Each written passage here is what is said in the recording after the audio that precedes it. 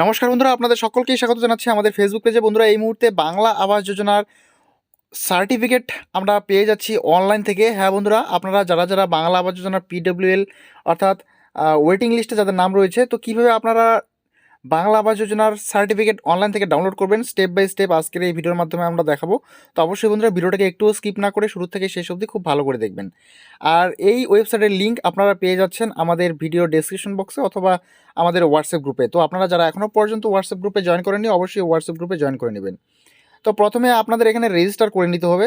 ঠিক আছে, রেজিস্টার করার জন্য যে কোনো উপভোক্তার নাম দিয়ে কিন্তু আপনারা এখানে রেজিস্টার করতে পারেন। ঠিক আছে, এই নিচে আপনারা এখানে দেখতে পাবেন রেজিস্টার বলে একটি অপশন রয়েছে।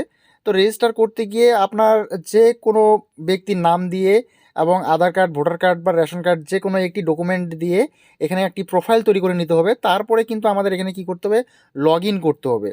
তো লগ ইন করার জন্য এখানে যেই মোবাইল নাম্বার দিয়ে আমরা রেজিস্টার করব, প্রোফাইল তৈরি করব, সেই নাম্বারটা এখানে দিয়ে দিব। তো আমরা এখানে নাম্বার দিয়ে দিচ্ছি। ইনে ক্লিক করব। লগ ইনে ক্লিক করার সঙ্গে সঙ্গে কিন্তু আমাদের প্রোফাইল খুলে যাবে আর সঙ্গে একটি ওটিপি আসবে। সেই ওটিপিটা এখানে দিয়ে ভ্যালিডেট ওটিপিতে ক্লিক করতে হবে। তো ভ্যালিডেট ওটিপিতে ক্লিক করার সঙ্গে সঙ্গে কিন্তু আমাদের ওয়েবসাইটটি চলে আসবে। ঠিক আছে, তো এখানে আছে। তো বন্ধুরা, এখন আমাদের অ্যাপ্লিকেশনে ক্লিক করতে হবে বাঁ দিকে।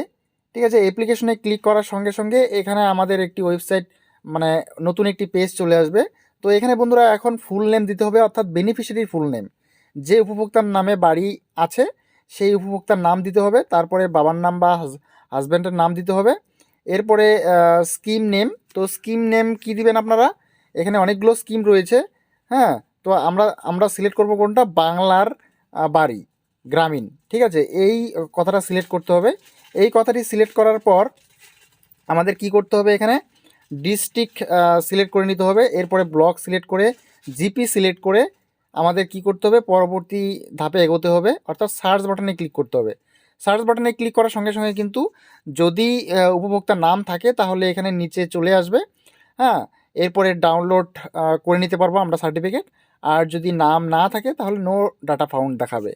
ঠিক আছে, তো এই ছিল প্রসেস। তো আপনারা যারা যারা এখনও সার্টিফিকেট ডাউনলোড করেননি অবশ্যই ডাউনলোড করে নিতে পারেন।